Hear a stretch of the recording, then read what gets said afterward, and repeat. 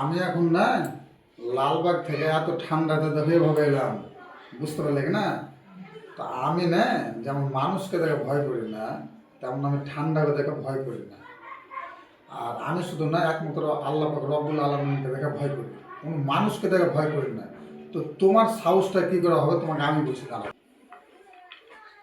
তোমাকে না হারাম কাজে থাকলে হবে না, বুঝতে পারলে কি না?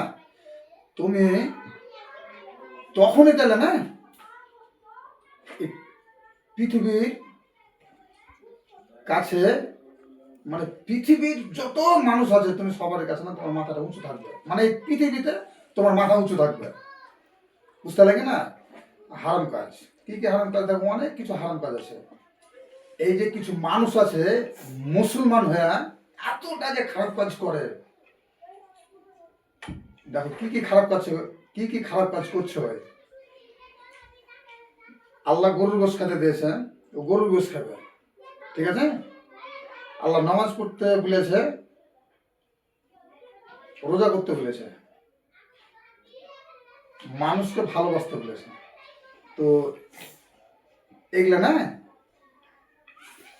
কিছুই করবে না, কিন্তু গরুর গোশ খাবে, বিয়ে বাড়িতে গান বাজনা বাজাতে আল্লাহ নিষেধ করেছে, ওটা বাজাবে।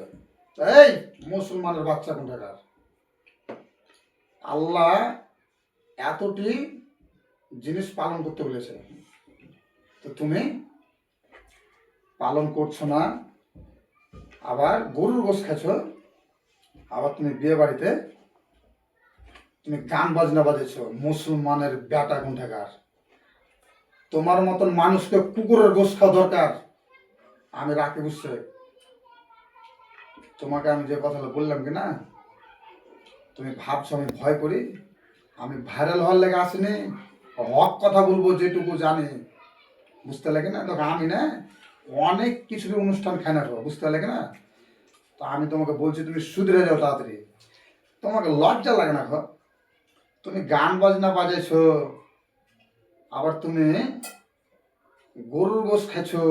আল্লাহ গরুর গোশ খেতে দিয়েছে, আল্লাহ তো গান বাজাতে নিষেধ করেছে। তো তুমি এক কাজ করিও, হুজুরকে না ডেকে না তোমার বেটি পেটা তুমি পড়িয়ে দিও, বুঝতে লাগে না? আর হুজুর ভাই আপনাকে বলছি, আপনি হক কথা বলে দেবেন যে তোর বাড়ির বিয়ে পড়াতে যাবো না। আসসালামু আলাইকুম।